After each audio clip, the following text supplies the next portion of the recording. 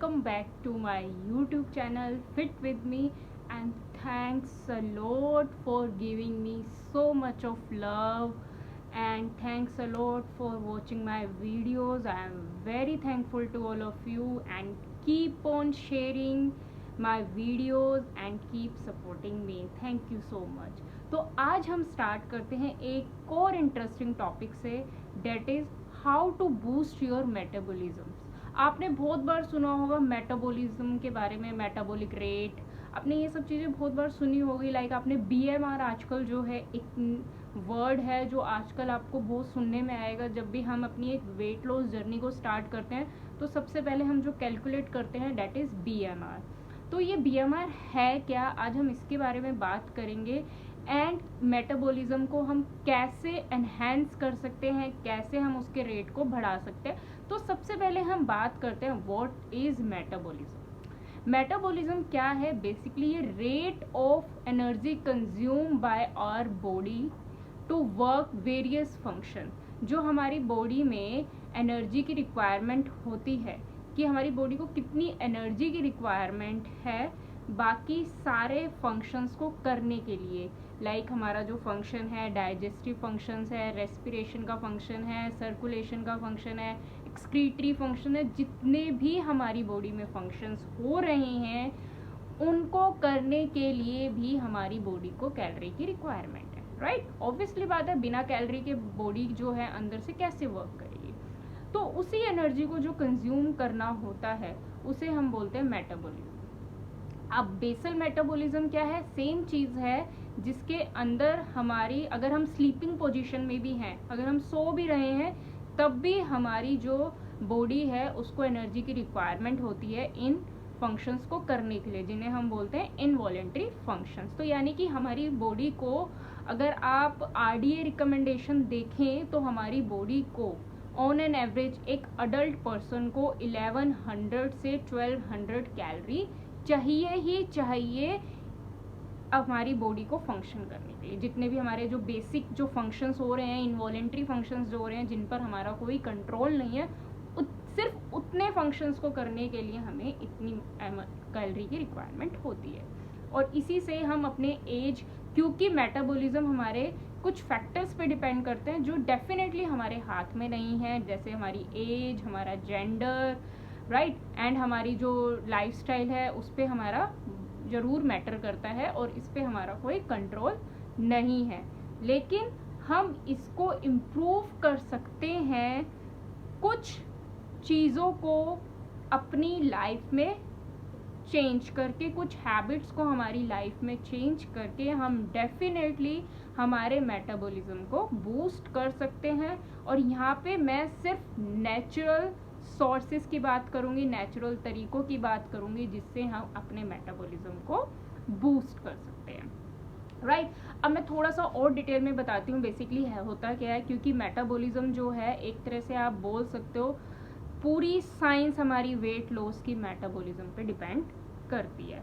जितने भी आजकल आपने सुना होगा लोगों को कि यार मैं तो कुछ खाती नहीं हूँ, मेरा फिर भी वेट गेन हो रहा है, मैं तो सिर्फ पानी भी पी रही हूँ। इवन मेरे क्लाइंट्स भी बहुत बोलते हैं मैं तो सिर्फ पानी पी रही हूँ तब भी मेरा वेट गेन हो जाता है, मैं तो सिर्फ फ्रूट्स वेजिटेबल्स खा रही हूँ तब भी मेरा वेट गेन हो जाता है, एंड मैं तो इतनी रनिंग कर रही हूँ, इतनी एक्सरसाइजेस कर रही हूँ तब भी मेरा वेट गेन हो जाता है। तो आइए आज उसी के पीछे की हम पूरी कहानी पढ़ते हैं।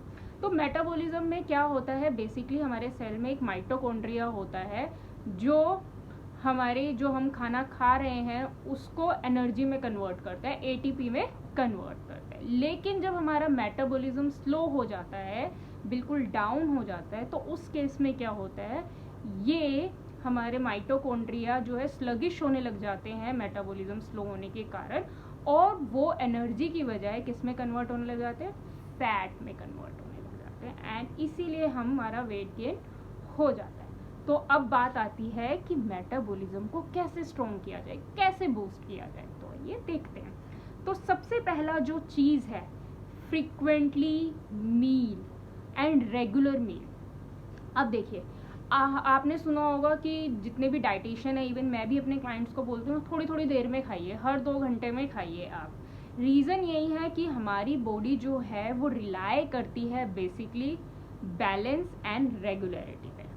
जब हम अपनी बॉडी के अंदर एक बैलेंस बना के रखेंगे, थोड़े थोड़े टाइम पे मील्स खाएंगे, तभी हमारा जो मेटाबॉलिज्म है वो स्ट्रॉन्ग होगा।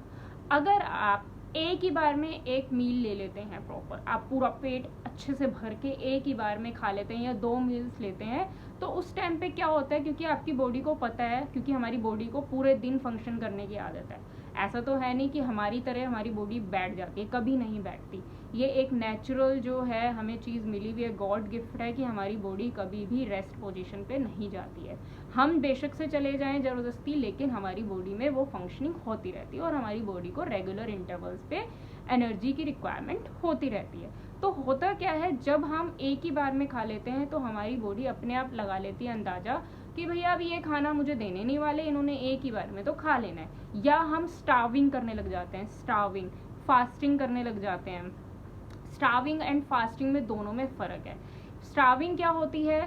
स्टार्विंग होती है जब हम मील्स को स्किप करते हैं और भूखे रहते हैं। फास्टिंग होती है जब हम किसी पर्पसफुली, किसी पर्पस को अचीव करने के लिए, लाइक वेट लूज करने के लिए हम स्टार्विंग कर रहे हैं, लाइक डिटॉक्सिफाई कर रहे हैं हमारी बॉडी को। तो इन दोनों में बहुत फ़र्क है। अब क्या होता है, जब हम मील स्किप करते हैं, स्टार्विंग मोड पे जाते हैं, तो बट हमारी बॉडी को तो हैबिट नहीं है, तो हमारी बॉडी क्या करेगी, ऑटोमेटिकली कुछ एनर्जी अपने अंदर स्टोर करना स्टार्ट कर देगी। एंड वो आपको पता है, यू गेस इट राइट, और वो किस में स्टोर हो जाएगी? फैट में। क्योंकि उसे पता है कि मुझे आफ्टर ऑल अगर मैं फैट में स्टोर करूँगी तो मैं उससे अपनी एनर्जी को ले सकती हूँ। तो मील स्किप करने की वजह से ऐसा होता है, और हमारी बॉडी ऑटोमेटिकली क्या करेगी, मेटाबॉलिज्म को स्लो डाउन कर देगी। स्लो डाउन कर देगी, हम जल्दी जल्दी एनर्जी कंज्यूम नहीं होगी, जल्दी जल्दी एनर्जी कंज्यूम नहीं होगी तो हमारा जो फैट है वो स्टोर होता जाएगा एंड वेट गेन होता जाएगा। तो आप फ्रीक्वेंट मील लीजिए, रेगुलर मील लीजिए, कोई भी स्किप मत करिए, ब्रेकफास्ट, लंच, डिनर, क्योंकि हमारी बॉडी डिज़ाइन इस हिसाब से है कि इतनी देर में हमारी बॉडी को एनर्जी की रिक्वायरमेंट होती ही होती है। तो आप प्रॉपर रेगुलर इंटरवल में खाना खाइए, छोटे छोटे मील्स में अच्छे से खाना खाइए, प्रॉपर न्यूट्रिशन के साथ खाइए, तो डेफिनेटली आपका मेटाबॉलिज्म बूस्ट होगा। तो फर्स्ट पॉइंट है फ्रीक्वेंट मील आप लेना स्टार्ट करिए।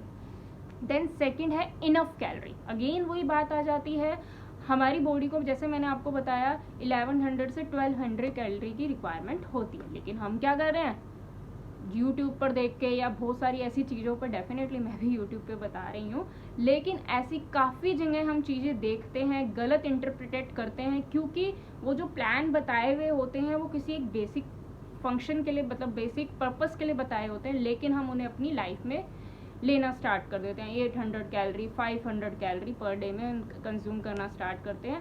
अगेन वही होता है, हमारी बॉडी तो समझती है भैया ये मुझे इनफ कैलोरी नहीं देने वाले, क्योंकि मुझे तो 1100 से 1200 की कैलोरी की रिक्वायरमेंट है, बट ये तो मुझे भैया 800 कैलोरी पे मार ही डालेंगे। तो यही कारण होता है, हम इनफ कैलोरी नहीं ले रहे हैं और हमारी बॉडी फिर उस कैलोरी को बचाने के लिए क्या करेगी, क्योंकि उसे तो काम करना है, तो वो क्या करेगी, स्टोरेज करना स्टार्ट कर देगी फैट में, और हमें लगेगा हम मोटे हो रहे हैं। तो इसीलिए आप इनफ कैलोरी लें जिससे आपका मेटाबॉलिज्म जो है वो बैलेंस्ड रहे और वो डिक्रीज, स्लो डाउन ना हो। एडिक्वेट कैलोरी लें, और ये आप कैलकुलेट भी कर सकते हैं कि आपकी बॉडी को, क्योंकि मैंने आपको पहले भी बताया था, एज, जेंडर पर डिपेंड करती है, हाइट पर डिपेंड करती है, हमारा बीएमआर की हमें कितनी कैलोरी कंज्यूम करनी है पर डे में।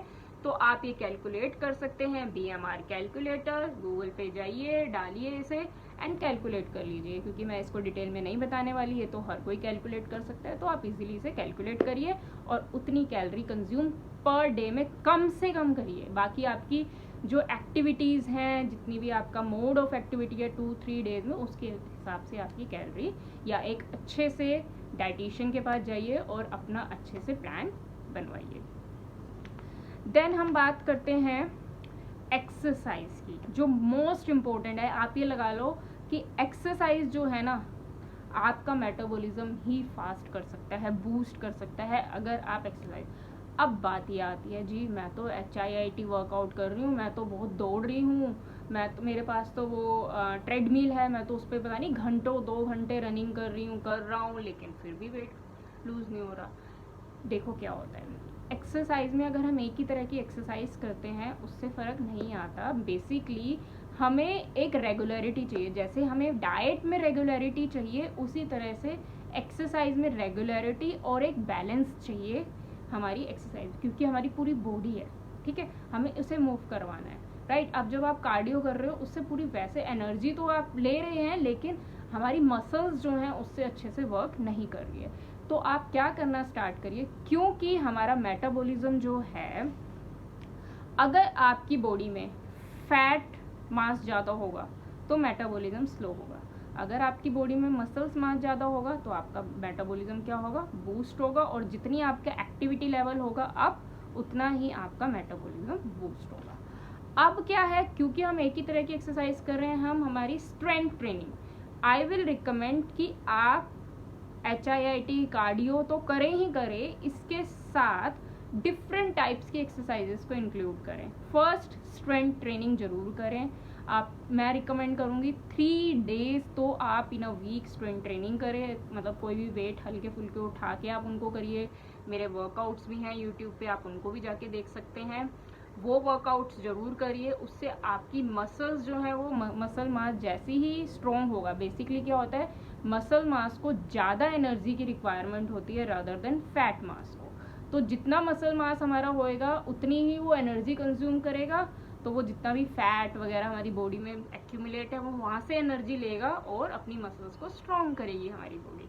तो इसीलिए हमें स्ट्रेंथ ट्रेनिंग करना बहुत ज़रूरी है। साथ में आप योगा भी इंक्लूड करिए, जिससे कि आपका एक ओवरऑल काइंड ऑफ जो वर्कआउट, एक बैलेंस वर्कआउट है वो हो पाता है। जैसे हम बोलते हैं ना, डाइट में माइक्रो न्यूट्रिएंट्स भी रखिए, मैक्रो न्यूट्रिएंट्स भी रखिए, इसी तरह से वर्कआउट में भी हर तरह की एक्सरसाइज को इंक्लूड जरूर करिए। देन आता है हमारा वेल हाइड्रेटेड।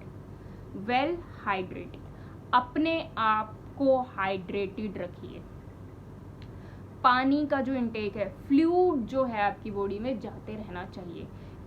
रिकमेंडेशन ये है कि 2 से 3 लीटर एक नॉर्मल पर्सन को कम से कम, आई एम सेइंग कम से कम 2 to 3 लीटर वाटर इंटेक जो है वो पर डे में करना चाहिए, राइट। इसके साथ साथ ही हमें, क्योंकि अगर हम ज़्यादा वाटर इंटेक भी कर रहे हैं, 4-5 लीटर भी जा रहा है, तो इसके साथ साथ हमें जो वाइटामिन्स हैं, जो वाटर सोल्यूबल वाइटामिन्स हैं, उनका भी इंटेक बढ़ाना है, राइट। ये तो ज़रूर आप करिए। एंड ऐड मोर फ्लूइड्स, आप फ्लूइड्स अपनी बॉडी में ऐड करिए, लाइक कोकोनट वाटर, जूसेस के थ्रू, ताकि आपका कैलोरी इंटेक भी इनसे बैलेंस रहे। क्योंकि क्या होता है, हम हर टाइप सॉलिड ही खा रहे हैं, तो सॉलिड को थोड़ा सा बैलेंस करने के लिए फ्लूइड इंटेक करिए, ताकि आप बार बार सॉलिड ना खाएं और आपका कैलोरी का जो इंटेक है वो बैलेंस रहे, राइट। देन स्ट्रेस सबसे इम्पोर्टेंट है। एक स्ट्रेस जो हार्मोन है वो भी हमारे मेटाबॉलिज्म को क्या करता है, स्लो। हाँ, इससे पहले एक मैं बात बता देती हूँ, अगर आप पानी पी रहे हैं, एक नेचुरल और तरीका है वाटर से आपके मेटाबॉलिज्म को बूस्ट करने का, कि आप खाने के 1 घंटे बाद गर्म पानी ले लीजिए, वार्म वाटर सिप करके पिए, उससे आपका मेटाबॉलिज्म तुरंत हाई हो जाएगा, और जो आपने खाना खाया है वो फैट में ना स्टोर होकर आपकी एनर्जी में कंज्यूम हो जाएगा, राइट।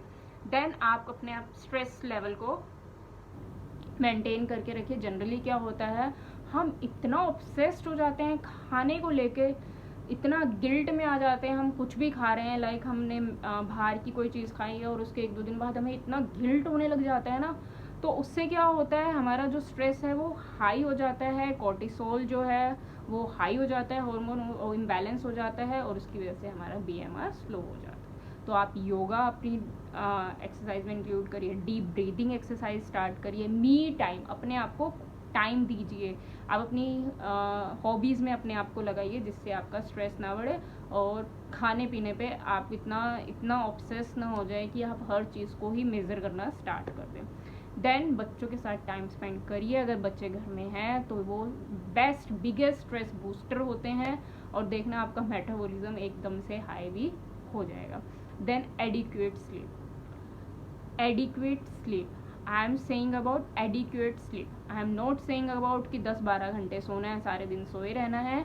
मैं यहाँ पे बात कर रही हूँ क्वालिटी ऑफ स्लीप की, मैं यहाँ पे आर्ली स्लीप की बात नहीं कर रही हूँ। क्वालिटी स्लीप लेनी है आपको, चाहे आप 6 आवर की नींद लें, लेकिन वो ऐसी नींद हो कि आप 6 घंटे सिर्फ आप सोए हैं, कोई आलतू फालतू की बातें नहीं है, बीच बीच में उठ नहीं रहे हैं। अगर आप इस तरह से क्वालिटी स्लीप ले रहे हैं तो जो लेप्टिन हार्मोन है वो हमारी बॉडी में क्या हो जाता है, बेसिकली डिक्रीज़ होता है जब हम स्लीप अच्छे से नहीं लेते हैं। आपने देखा होगा रात को जब नींद नहीं आती तो हमें हंगर पैंग्स भी होते हैं, वो रीज़न यही होता है जो लेप्टिन हार्मोन्स है वो हमारी बॉडी में बूस्टअप हो जाता है, जिसकी वजह से डिक्रीज़ हो जाता है, जिसकी वजह से हमारा जो है हंगर हाई हो जाती है। और बेसिकली जो लेप्टिन हार्मोन होता है वो स्टेटिटी को मेंटेन करता है, हमें सेटिस्फेक्शन देता है खाने से, लेकिन जब वो डिक्रीज़ हो जाएगा तो हमें सेटिस्फेक्शन नहीं मिलेगी और हमें बहुत ज़्यादा भूख लगेगी, जिसकी वजह से हम ज़्यादा खाना स्टार्ट कर देंगे। तो आप एडिक्वेट स्लीप लीजिए, ठीक है, जिससे आपका हार्मोन का जो है बैलेंस वो आपकी बॉडी में बना रहे। एंड लास्ट थिंग मैं आपको बताना चाहूँगी, अपनी डाइट में विटामिन बी के सोर्सेज को इंक्लूड करिए, जिससे आपका मेटाबॉलिज्म अच्छे से बूस्ट होगा।